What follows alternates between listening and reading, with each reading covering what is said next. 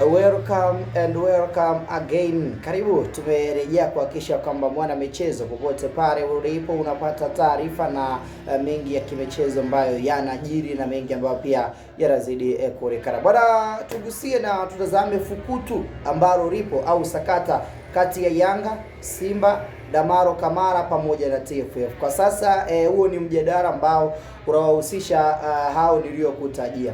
Kesho pale Karume katika upande wa ofisi za TFF, yani shirikisho la mpira miguu Tanzania, Tanzania Football Federation, ndio wanakwenda kutoa maamuzi ya kila ambacho tayari kila mmoja alihitaji kujua na alihitaji pia kutambua katika upande wa hicho ambacho tayari kipo. Ikumbuke Simba kabla ya mechi yao ya dabi ya Kariakoo dabi dhidi ya Yanga tarehe mechi iliyopigwa tarehe 1 ya mwezi wa 3 mwaka 2026 katika uwanja wa New Amani Complex, kikosi cha wekundu wa Msimba Simba waliweza kutoa mashtaka yao na kuweza kufungua kesi juu ya uhamisho na upande wa uraia wa Damaro Kamara. Yanga anamtumia Damaro Kamara kama mchezaji mzawa, jambo ambalo upande wa Simba Sports Club wao wanalipingilia vikali zaidi, wakidai ya kuwa Damaro Kamara sio mchezaji mzawa, ni mchezaji wa kigeni ambaye yeye uraia wake unapaswa kusoma kama raia wa Guinea na sio raia wa Tanzania. Atraj upande wa Damaro Kamara ni moja ya wachezaji ambao ukitazama nyota 12 wa kigeni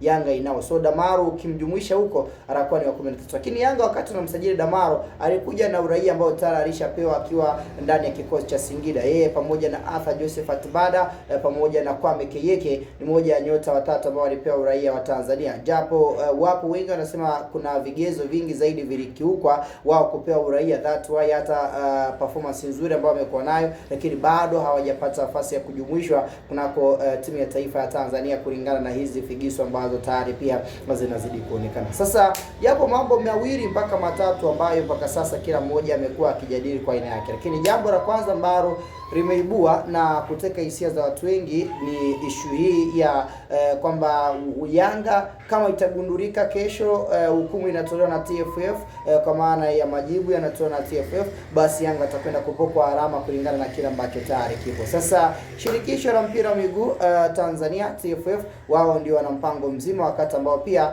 upande wa CAF ambao ni shirikisho la mpira wa miguu Afrika pia nao wakiwa na maamuzi yao. Ukweli mtupu ni kwamba kwa ufupi Simba haki yao wanaweza wasipate katika upande wa shirikisho la mpira wa miguu Tanzania TFF, lakini haki yao wanaweza wakaipata upande wa mahakama ya usuluhishi wa kimichezo duniani kwa maana ya CAS. Na ndivyo ilivyo kama kawaida kwamba ukihitaji kufika CAS ni lazima kwanza kesi yako ipeleke katika mamlaka za ndani, then baada ya kutoa hukumu msiporidhia ile hukumu ambayo tayari imetolewa, basi ndio wakati ambao mtapeleka shauri lenu katika mahakama ya usuluhishi wa kimichezo. Lakini ukweli mtupu ni kwamba kwenye issue ya Damaro Kamara kama Simba issue hii watazidi kuipeleka kama ambavyo hivyo wakaenda katika mahakama ya usuluhishi wa kimichezo duniani kwa maana ya CAS, moja kwa moja Yanga na Damaro Kamara itakuwa ni kesi ya moja kwa moja, kwa sababu Damaro ukitazama FIFA inamtambua kama moja ya wachezaji ambao yeye ni mchezaji wa Guinea. Hata ukitazama kwenye mfumo, yani mfumo wa Damaro Kamara